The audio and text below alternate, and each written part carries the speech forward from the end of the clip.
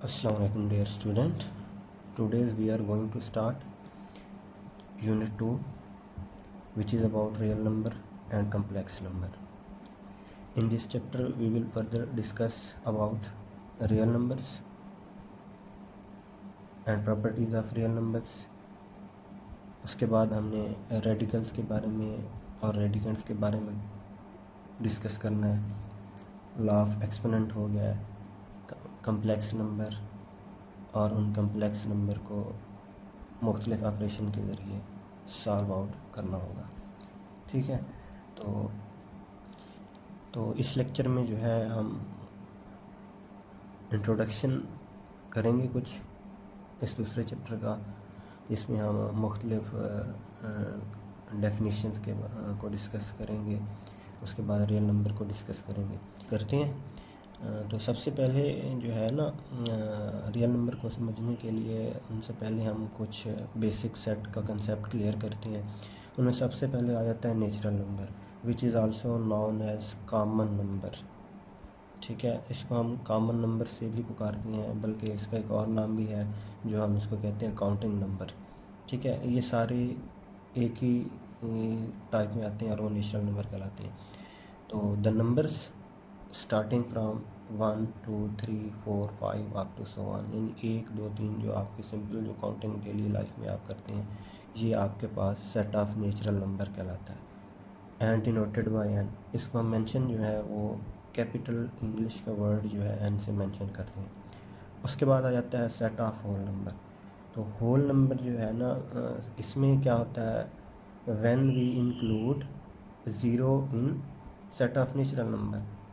ठीक है, the resultant set is called whole number set.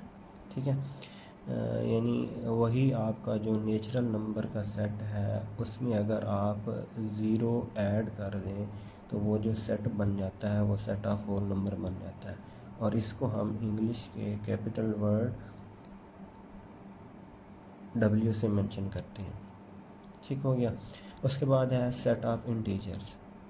तो सेट ऑफ इंटीजर्स जो है, इसमें आपके पास सिंपल पॉजिटिव इंटीजर्स भी आ जाती हैं, नेगेटिव इंटीजर्स भी आ जाती हैं, और ज़ीरो भी इंक्लूड होता है।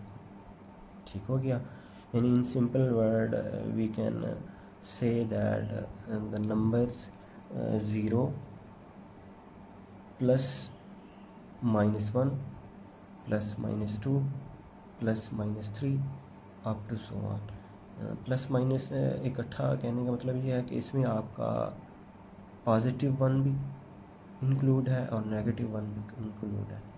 या आप इनको सेपरेटली भी लिख सकती हैं, जैसे कि इधर आपको मेंशन किया गया, सेंटर ज़ीरो से स्टार्ट करना है, ज़ीरो से राइट साइड में positive number and left side में आपने नेगेटिव नंबर को मेंशन करना होता है। ठीक है, या इसको एक और तरीके से भी मेंशन करते हैं। अब उसमें आप ले सकती हैं कि सेट जो है हमारे पास है, मैं लिख देता हूँ जी, zero plus -1 plus -2 plus -3 up to so on. ठीक हो गया, ये हमारे पास सेट ऑफ इंटीजर्स बन जाता है। और इसको जो हम है ना जो स्टूडेंट, कैपिटल इंग्लिश वर्ड है हमारे पास ही, उससे मेंशन करते हैं। ठीक हो गया। अगर हम एक सेट बना लेते हैं, उसमें जैसे कि मैंने लिखा है for example zero +1 +2 +3 up to so. अब ये एक तो सेट ऑफ होल नंबर भी हम कह सकते हैं, दूसरे लफ्ज़ों में एक इसकी एक और भी पॉसिबिलिटी है, इसको आप सेट ऑफ इंटीजर भी कह सकती हैं, बट ऑनली पॉजिटिव इंटीजर्स। यानी इसको आप जब मेंशन करेंगे तो जी से भी कर सकती हैं, लेकिन एक कंडीशन लगानी है, इसके ऊपर छोटा सा एक प्लस डाल देना है, जिससे हम क्या कहेंगे कि set of positive integers. Clear हो गया। सिमिलरली हम सेट ऑफ नेगेटिव इंटीजर्स भी सेपरेटली लिख सकते हैं, इकट्ठा कर लेंगे तो वो हमारे पास एक जनरल सेट ऑफ इंटीजर बन जाता है। क्लियर हो गया। अब उसके बाद है जी हमारे पास रेशनल नंबर्स। तो आप पिछली क्लासों में भी पढ़ चुके होंगे रेशनल नंबर। अब इसकी दो डेफिनेशन इधर आप पढ़ेंगे। एक तो जनरल है जो आप पिछली काफ़ी क्लासों से पढ़ते आ रहे हैं, ठीक है। तो उसमें क्या होता है, all the number of the form p over q where p and q belong to set of integers and q means का जो डिनोमिनेटर हमारे पास होता है इज़ नॉट ज़ीरो, ठीक है, are known as rational number and denoted by capital Q, ठीक हो गया। अब इसको सेट की फॉर्म में जब लिखते हैं तो ये मेंशन इसको करते हैं हम Q के साथ, which is equal to P over Q, यानी all numbers that are in the form of P over Q such that, इस तरह से होनी चाहिए। ये सिंबल जो है सच दैट की होती है, ठीक है। P एंड Q क्या होने चाहिए, बिलोंग टू जी, कि वो इंटीजर होने चाहिए, ठीक है। अभी जो डेफिनेशन हमने की है वो स्टेटमेंट की फॉर्म में थी, अब हम उसको मैथमेटिकली लिख रहे हैं कि रेशनल नंबर है क्या, ठीक है। ये जो हमारे पास सिंबल है ये बिलोंग टू की है, ठीक है। इसको हम पढ़ते क्या है, बिलोंग टू, ठीक है। ये हमारे पास होती है सच दैट, ठीक है। P और Q belong to set of integers and अब मैथमेटिकल सिंबल जो है एंड की वो ये होती है, इसको हम क्या पढ़ते हैं, ठीक है। लास्ट कंडीशन जो हमने डेफिनेशन में अभी किया है कि Q जो है should not be equal to zero. तो ये हमारे पास कंप्लीट हो गया सेट ऑफ रेशनल नंबर, ठीक है। अब जो जो नंबर इस कंडीशन को, इन शराइत को फॉलो करेगा वो हमारे पास नेचुरल नंबर कहलाएगा, ठीक हो गया। उसके बाद होता है इसकी जो सेकंड डेफिनेशन मैंने कही है वो डेसिमल के लिहाज से। अब आप लोगों को पता होगा जो डेसिमल हैं वो दो तरह के होते हैं, टू टाइप्स के होते हैं। कुछ डेसिमल होती हैं, डेसिमल फ्रैक्शन जो है सॉरी, वो होती हैं टर्मिनेटिंग और कुछ होती हैं नॉन टर्मिनेटिंग। अब कुछ टर्मिनेटिंग और नॉन टर्मिनेटिंग के अलावा एक और प्रॉपर्टी है जो कि रिकरिंग डेसिमल होते हैं, ठीक हो गया, रिकरिंग और नॉन रिकरिंग। अब इनके बारे में मज़ीद डिस्कस करते हैं। अब टर्मिनेटिंग जो आपकी डेसिमल फ्रैक्शन है वो ऐसी फ्रैक्शन होती है जिसमें मौजूद आपके डेसिमल यानी पॉइंट के बाद वाले जो हम डिजिट, जब हम कोई नंबर डिवाइड करते हैं तो पॉइंट के बाद जो हमें डिजिट बारी बारी मिलती हैं डिवाइजर सॉरी क्वोशंट में, वो हमारे पास क्या होती हैं, डेसिमल कहलाती हैं। अब ऐसी फ्रैक्शन, द फ्रैक्शन इन विच, ठीक हो गया, डेसिमल डिजिट्स आर फिनाइट, यानी ऐसी फ्रैक्शन ले लें, कसर ले लें जिसको आप अगर तकसीम करें तो डेसिमल में हम जैसे ही जाएँ यानी हमारा आंसर पॉइंट में आ जाए तो पॉइंट के बाद वाले जो डेसिमल हैं वो कुछ लिमिट के बाद यानी कुछ टेबल के बाद, चाहे वो एक डिजिट आता है, दो है, तीन, चार, यानी वो फिनाइट होने चाहिए, कभी ना कभी जाके वो कंप्लीट डिवाइड हो जाना चाहिए। फॉर एग्जांपल मैंने लिखा है जी 10/4। अब ये हमारे पास फ्रैक्शन है, ठीक है। जब हम इसको चेक करने लगे हैं तो 10/4, 4 2 टाइम 8 हो गया, 2 बच गया। अब जो हमारे पास डिविडेंड है वो लेस देन डिवाइज़र हुआ है तो हम पॉइंट लगा के एक ज़ीरो, ये हमारे पास डिवीज़न का रूल है। अब 4 5 टाइम क्या होता है, 20। अब देखिए आपके पास जो डेसिमल है पॉइंट के बाद वाले डिजिट फिनाइट है, ओनली 1 डिजिट हमें मिला, उसके बाद ये कंप्लीट डिविजिबल हो गया। अब कुछ नंबर होते हैं जिसमें 2 डिजिट तक हमने जा सकते हैं, 3 तक, 4 तक, 5 तक, यानी लिमिट होती है, फिनाइट होती हैं, कहीं ना कहीं जाके वो एंड हो जाती है। अब ये वाले जो डेसिमल का सिस्टम है यानी ऐसी फ्रैक्शन जिसमें मौजूद डेसिमल के डिजिट की तादाद फिनाइट हो, वो आपके पास क्या होते हैं, टर्मिनेटिंग फ्रैक्शन कहलाती है। यानी अब आप इसको कह सकते हैं कि ये एक टर्मिनेटिंग फ्रैक्शन है और ये टर्मिनेटिंग डेसिमल थे, ठीक है। सिमिलरली ऐसी फ्रैक्शन जिसमें मौजूद डिजिट की तादाद जो इनफिनाइट हो, यानी कुछ नंबर ऐसे आ जाते हैं जिनको हम डिवाइड करना शुरू करें तो वो कभी ख़त्म नहीं होते, यानी कभी भी हमें वो कंप्लीट आंसर नहीं देते। फॉर एग्जांपल मैंने एक और एग्जांपल ली है 10 डिवाइडेड बाय 3। 10 को 3 से करें, 3 3 9।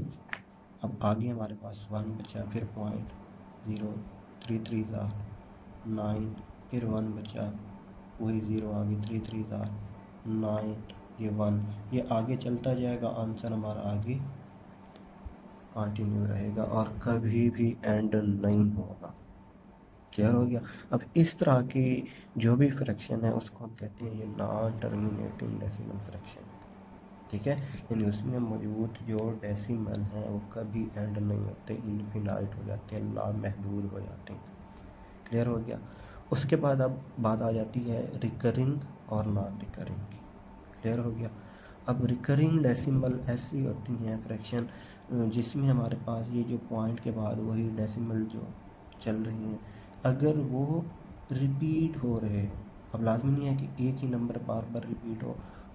फॉर एग्जांपल हमारे पास एक डेसिमल निकले है जी, डेसिमल फ्रैक्शन का आंसर है 3 पॉइंट, जैसे यही ले लें 3 3 3 अप टू सो ऑन। अब इसमें अगर आप देखें तो ये क्या है, डेसिमल में आप देखें 3 3 3 बार बार 3 रिपीट हो रहा है।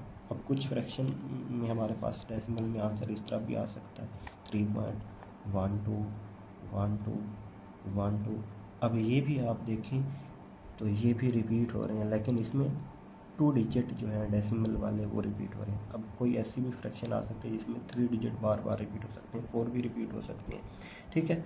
यानी अब हमारे पास क्या है कि अगर ऐसी non terminating fraction decimal fraction हो जिसमें आपके पास सम नंबर ऑफ डिजिट जो हों रिपीट हो रहे हों अगेन एंड अगेन, वो आपके पास non terminating decimal, sorry non terminating तो होंगे ही, वो नॉन रिकरिंग बन जाएंगे। क्लियर हो गया। अब कुछ फ्रैक्शन ऐसी हैं जिसका सोल्यूशन हमारे पास क्या आता है। फॉर एग्जाम्पल एक और मैंने लिया है जी, हमारे पास एक डेसिमल आया जी 2.1495388 अप टू सो ऑन 8 9, ये इस तरह से चल रहा है, ठीक हो गया। अब इसमें अगर आप देखें तो हमारे पास कोई इसमें एक सीक्वेंस नहीं चल रहा डेसिमल में। एक तो नॉन टर्मिनेटिंग तो ये है ही, ठीक है, लेकिन ये रिकरिंग नहीं है, क्योंकि रिकरिंग वो वाले डेसिमल होते हैं जिसमें हमारे पास सम नंबर ऑफ डिजिट जो हों रिपीट हो रहे हों अगेन एंड अगेन। अब इसमें कोई ऐसा नंबर नहीं है या कोई एक तरतीब ख़ास नहीं है, यानी नंबर जो हैं चेंज ही हो रहे हैं, कोई उनमें एक ख़ास तरतीब या कोई उनमें सीक्वेंस कुछ भी नहीं है, ठीक है। तो इस तरह के जो नंबर हैं वो आपके पास नॉन रिकरिंग होते हैं। क्लियर हो गया। अब ये सारी चीज़ें आपको अब क्लियर हो गई होंगी उम्मीद करता हूँ। उसके बाद अब आती हैं जो रेशनल नंबर की अदर डेफिनेशन है, ठीक हो गया। अब कोई भी फ्रैक्शन है वो रेशनल नंबर होगा, या कोई भी नंबर है वो रेशनल नंबर कहलाएगा अगर वो 2 कंडीशन को फॉलो कर रहा हो, या 2 में से कोई एक, ठीक है। पहली कंडीशन क्या कि ऐसी फ्रैक्शन या डेसिमल जो क्या हो हमारे पास टर्मिनेटिंग हो। फॉर एग्जांपल ये मैंने देखी थी 10/4, ये जब हमने की तो हमें पता चला ये एक टर्मिनेटिंग फ्रैक्शन है, तो ये क्या होंगे, रेशनल नंबर होंगे। कोई भी फ्रैक्शन ले लें अगर वो टर्मिनेटिंग है तो वो रेशनल नंबर भी होगी, ठीक हो गया। उसके बाद दूसरी डेफिनेशन यानी दूसरी कंडीशन क्या है रेशनल नंबर का डेसिमल के लिहाज से, कि ऐसी फ्रैक्शन जो नॉन टर्मिनेटिंग हो लेकिन साथ साथ वो रिकरिंग भी हो, यानी उसमें मौजूद डेसिमल बार बार रिपीट हो रहे हो। फॉर एग्जांपल ये 10/3 है, क्लियर हो गया। नीचे मैंने एक और लिखी है कोई फ्रैक्शन है जिसमें डेसिमल ये बना है 3.121212। अब अगर आप देखें एक तो ये नॉन टर्मिनेटिंग है, लेकिन नॉन टर्मिनेटिंग के साथ साथ ये रिकरिंग भी है। अब रिकरिंग भी है और नॉन टर्मिनेटिंग भी है, तो ये भी रेशनल नंबर कहलाएगा, ठीक हो गया। उसके बाद एक कंडीशन है जिसकी वजह से हम कह सकते हैं इरेशनल। जनरल डेफिनेशन तो आप ही जानते हैं, ये खड़ी है आपके पास, the numbers which can not be expressed as quotient of integers, या इसकी एक सिंपल वर्ड में ये भी कह सकते हैं the number that which can not be written in the form of P by Q where P and Q are integers and Q is not equal to 0 is या are known as irrational number and set of irrational number is denoted by capital Q dash। ठीक हो गया। अब इसको mention करने का तरीका क्या है, सेट, ठीक है। सेम यही होगा आपके पास, इसमें आपका एक हिसाब जो है कुछ चेंज हो जाएगा कि हमारे पास कोई एक नंबर है x सच दैट x आप कह लें, y सच दैट y कर लें, जो भी कर लें, ठीक है। इस हिसाब से हो कि वो P बाई Q नहीं होना चाहिए, क्योंकि हमने डेफिनेशन में यही कहा कि ऐसे नंबर जो P बटा Q की शक्ल में ना लिखे जा सकें। ठीक हो गया। यानी इससे पहले आपने कुछ ऐड करना है कि कोई ऐसी फ्रैक्शन है जो या कोई ऐसे नंबर हैं जो इस फॉर्म में ना लिखेंगे। फॉर एग्जांपल मैं लिखता हूँ जी Q डैश, ये हमारे पास सेट ऑफ रेशनल नंबर है, ठीक है। चलिए x सच दैट x हम कर देते हैं कि that should not be written in the form of P over Q। Clear हो गया। वेयर P व Q क्या होने चाहिए, बिलोंग टू Z करने चाहिए, clear. And Q should not be equal to 0। ये आपके पास सेट ऑफ इरेशनल नंबर कहलाएगा, ठीक है, जनरल फॉर्म में। अब इसकी एग्जांपल में आप ले लें, आपके पास जितने भी प्राइम नंबर हैं, अब प्राइम नंबर की डेफिनेशन भी आपको मज़ीद बताता चलो कि वो नंबर जो ओनली 2 फैक्टर रखते हैं, ना इससे कम ना इससे ज़्यादा। और वो 2 फैक्टर कौन से होने चाहिए, 1 is the number itself and the second factor should be the number 1। यानी ऐसे आदाद वो तमाम नंबर जिनके सिर्फ 2 फैक्टर हों, और वो कौन कौन से, एक तो 1 होना चाहिए, दूसरा वो नंबर इटसेल्फ होना चाहिए, वो प्राइम नंबर होते हैं। अब उनके ऊपर स्क्वायर रूट जब आ जाए तो वो हमेशा इरेशनल नंबर बन जाते हैं, क्योंकि वो कभी भी कंप्लीट डिविजिबल नहीं होते, वो सॉल्वेबल नहीं होते, कंप्लीट आंसर नहीं देते हमें, ठीक है। तो वो इरेशनल बन जाते हैं। या फिर ऐसे कंपोजिट नंबर, अब लाजमी नहीं है कि सिर्फ प्राइम नंबर ही इरेशनल हैं, उनके ऊपर अगर स्क्वायर रूट आ जाए, कुछ आपके कंपोजिट नंबर भी हैं जो इरेशनल बन जाती हैं आफ्टर टेकिंग स्क्वायर रूट। कौन से, अब वो वाले कंपोजिट नंबर या इंटीजर ही आप कह लें जो कंप्लीट स्क्वायर ना हो और उनके ऊपर स्क्वायर रूट आ जाए। फॉर एग्जांपल मैंने लिखा है जी 10, अब ये प्राइम नंबर नहीं है, लेकिन इसके ऊपर भी स्क्वायर रूट जो है ये एक इरेशनल नंबर बन जाएगा। क्यों, क्योंकि 10 जो है हमारे पास कोई कंप्लीट स्क्वायर नहीं बन रहा। 9 है, ये है भी कंपोजिट नंबर, इसका स्क्वायर रूट ये एक रेशनल नंबर है। क्यों, क्योंकि 9 का स्क्वायर रूट हम जानते हैं 3 है, और ये P बाई Q की हालत में है। देखें 3 का डिनोमिनेटर जिसका नहीं होता 1 होता है, तो ये P बाई Q की हालत में है, और P और Q दोनों 3 और 1 है वो इंटीजर है, ठीक है, और डिनोमिनेटर 0 भी नहीं है। क्लियर हो गया। इसी तरह 10 जो है ये कभी भी सॉल्व नहीं हो सकता। अगर आप देखें तो इसके फैक्टर 2 और 5 बन रहे हैं, ये अंदर वैसे के वैसे ही रहेंगे, जो कि कभी सॉल्वेबल नहीं होंगे, हमें कंप्लीट आंसर नहीं देंगे। डेसिमल में हम आएंगे और वो इन्फिनाइट टाइम चले जाएंगे, कभी कंप्लीट सॉल्व नहीं होंगे। क्लियर हो गया। तो इस तरह के नंबर भी इरेशनल होते हैं। क्लियर हो गया। अब जाके आप लोग को मैं रियल नंबर की सिंपल सी डेफिनेशन बताऊं। रियल नंबर में ये अब तक जितने भी हमने नंबर पढ़े हैं ये सारे सेट मिल के रियल नंबर बनाते हैं। या ऐसे समझ लें, ये जो natural number, whole number, integers आपने किए हैं, प्राइम नंबर हैं, कंपोजिट हैं, ये सारे मिल के क्या बनाते हैं, रेशनल नंबर और इरेशनल नंबर, ठीक है।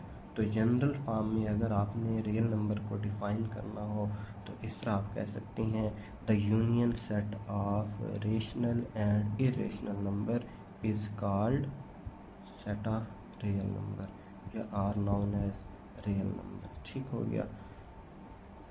तो ये थे आज का हमारा टॉपिक, जिसमें हमने दूसरे चैप्टर का इंट्रोडक्शन किया है, ठीक है। उसके बाद आपकी एक्सरसाइज फिनिशिंग को जो आज हमें करना होगा और उनके वो हम इंशाल्लाह नेक्स्ट लेक्चर में करेंगे, ठीक है। तब तक के लिए अल्लाह हाफिज़।